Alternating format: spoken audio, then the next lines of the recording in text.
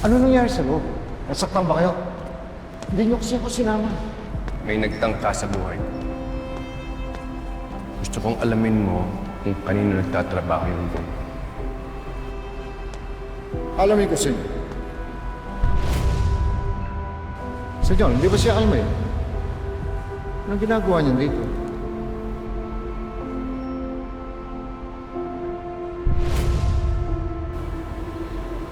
Siya yung lalaki nagligtas sa akin.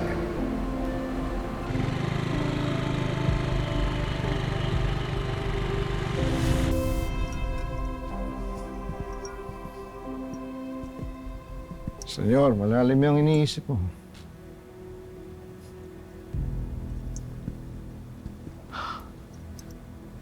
Alam ko naman, matagal mo nang kinalimutan si Alma.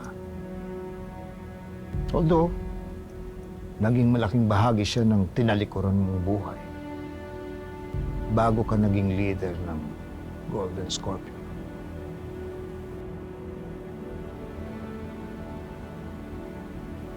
Pero hindi ko alam na nagkaanak siya. Wala namang masama kung naghangad siya ng sariling pamilya.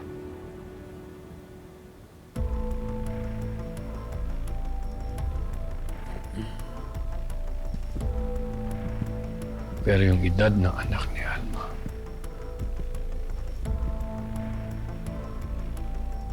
parang ang lapit sa mga panahong nagsama kami ni Alma.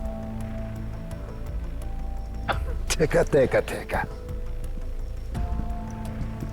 Senyor, huwag mong sabihin na iniisip mong... Hindi naman siguro masama na maniguro ako.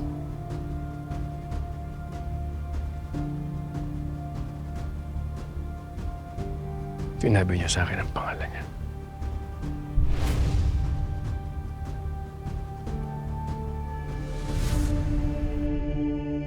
Elias.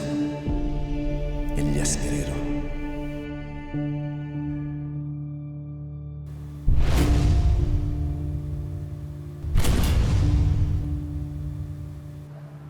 Salamat. Elias. Alamin mo lahat ng tungkol sa kanya. Gusto kong makilala kung sino si Elias Guerrero.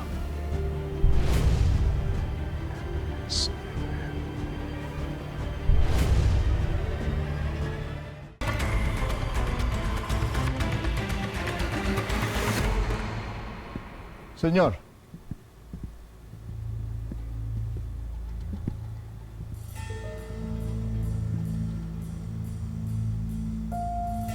Katibayan. Sa Cebu pinanganak si Elias. Kung saan kami nagkakilala ni Alma.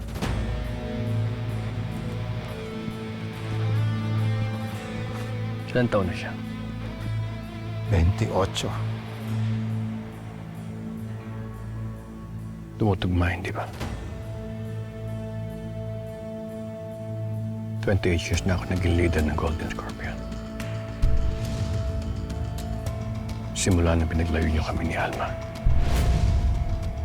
Malamang po kasi nagkaroon din ng ibang lalaki si Alma bukod sa iyo.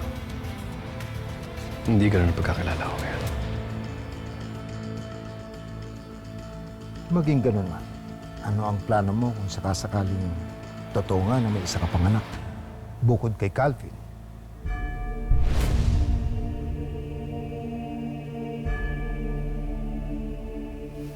Gawa mo ng paraan mapa-DNA test siya. Nang sa ganun malaman natin kung talagang tugma kami o hindi. Susunod sa iyo.